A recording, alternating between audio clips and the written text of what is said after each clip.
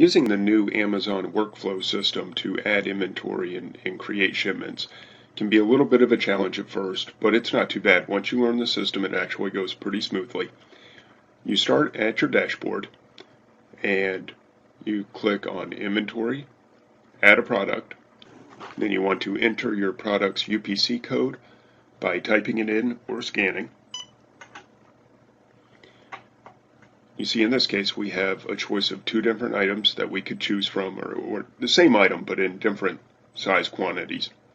If you want to see the details, you can actually click on Product Details, and it'll take you to the Amazon listing where you see the actual product. And for this one, we have 4 sellers, $10.75. Looks like this is for 1 box of Belvita breakfast biscuits. The rank is 141,000 in beauty. This is obviously not a beauty item. It's not selling very well. 141,000 is just astronomically high. Not a good choice. We click on product details for the biscuits pack of 3. And just to be clear, this is the 8.8 ounce. Why this says 9 ounce, I'm not sure. It'd be very detailed when you make a listing. But it is 8.8 ounce, pack of 3. Let's look at those details. Now you see it is a pack of 3. Breakfast biscuits, and this is a parent-child listing. So these are the other flavors that are under this same listing. Currently it is being sold by Amazon for $8.94. So we're going to have to compete with Amazon on this one, but that's okay. The rank right now is 1,615 in grocery. That's an excellent rank.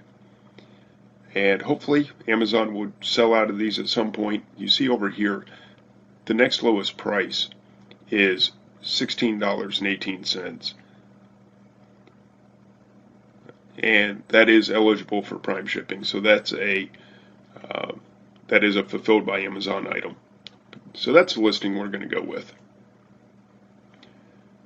So we select Sell Yours. And now we fill out our MSKU. I always like to put a short description of the item. That's going to make it easy to search for later. So in this case it's Belvita Biscuit Golden Oat.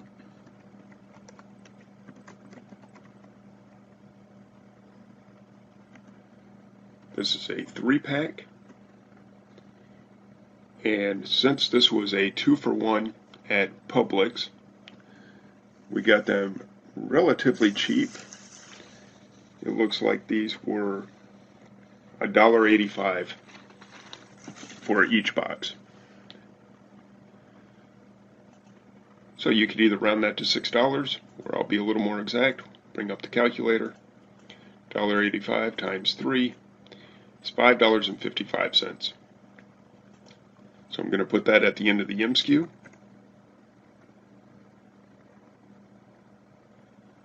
With my lead zeros, I always make my cost of goods up to the hundreds place. So if it was $155, I would have the spaces for them. So I always keep that same formatting. 5 digits at the end to represent my cost of goods. Condition is new. If you want to put the expiration date in here, you can. That would be expires October 2014. Price, we'll go with the $16. You can also see right up here, you can see the number of sellers, the current list price, and the current rank. But we just looked at the actual listing. Yes, we know Amazon's on there. Hopefully they will run out. It's a grocery item. It does have expiration dates. We'll find out just how many they ordered. The quantity does not matter at this point unless you're going to merchant fulfill. So I always make the quantity 1 in this field. And I make sure that I have the bullet point. I want Amazon to ship and provide customer service for my items if they sell. If I were going to merchant fulfill these, I would use this button right here, but we're going to FBA it, so that's that button. If I hit next, you'll see a screen pop up, section disabled. Do not hit next on these. Just simply go back to your offer. You're listing on an existing listing. So all you have to do is save and finish. You're not trying to edit the listing. You're just trying to add yours to it.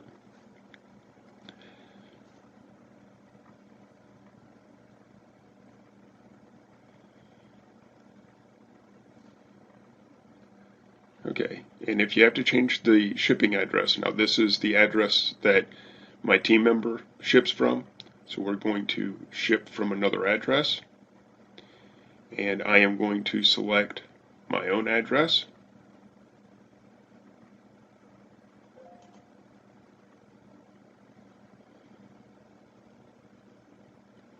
She does have access to my account, so when she makes a shipment, she ships it from Wisconsin, I ship it from Georgia. That will make a difference as to what fulfillment centers your items go to and the price you have to pay. These are going to be individual products, not case packed. We will do a case pack in a future shipment, but these are all going to be individual items. If I had an existing shipping plan, I could choose one of those. These are all outdated shipping plans. I honestly don't know why they're still in there, but we're going to create a new shipment. So continue to shipping plan.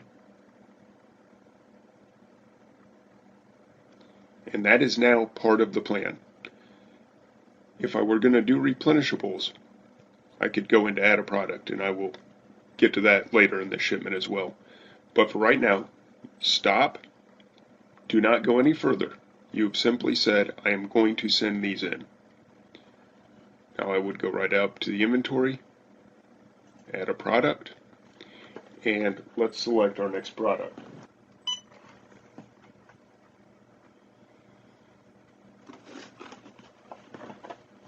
Okay, so this time we are adding a Dymo label printer.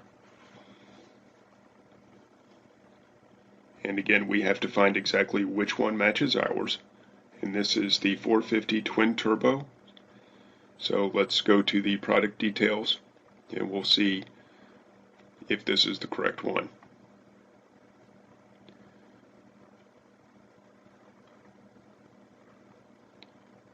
You see this is number 832 in office products, selling currently at $119 plus shipping of $681. So 125, and that's what I expected, somewhere around the 125, 130 mark. You see there are only a couple of sellers at even 130, and then we start to jump up to 140. Amazon's at 148. So we should be able to sell around the 130, 140 mark. So I'm going to select sell yours. And again, fill out the MSKU.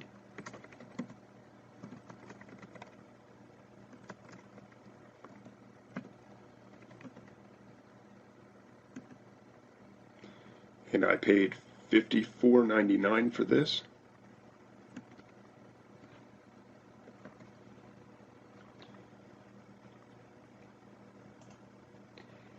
It is new. Price, I'm going to put at $140. We can bring that down later if we need to. Do not pay any attention to the shipping because we are shipping FBA. Our shipping price does not matter. So you totally disregard the shipping price. You're simply going to price it whatever you want to sell for. Quantity again is 1 because we're going to fill in the actual quantity in the shipping plan. That's going to be sold FBA.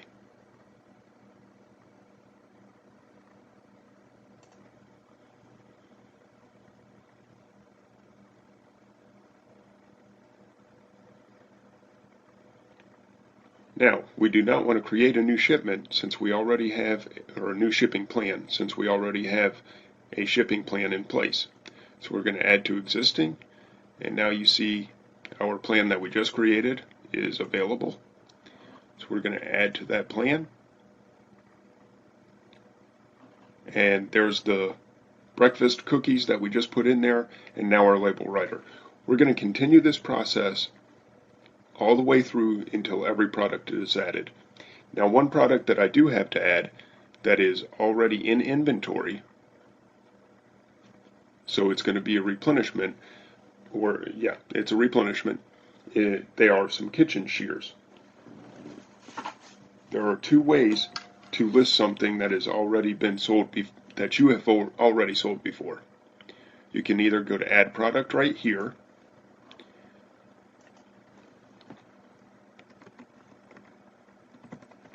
we're going to search inventory for Calphalon,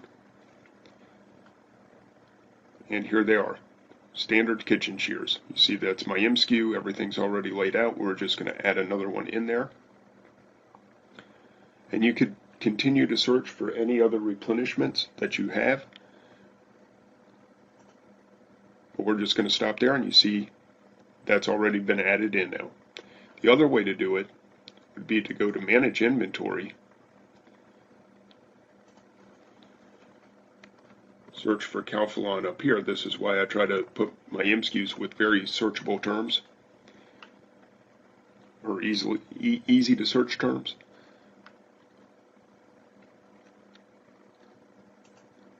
There's my kitchen shears, and I could simply go to Send Replenishment Inventory.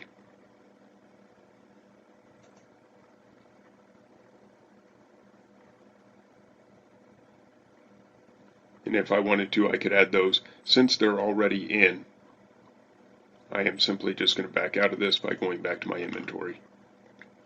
And let's add the next product. So you continue this process until all of your items are ready to ship. Right now I am going to prep my items. Some of them are in 3-packs that I need to put in poly bags. Some of them will have to have the labels removed. So I have a lot of work to do before I get back to the shipping. We'll pick it up in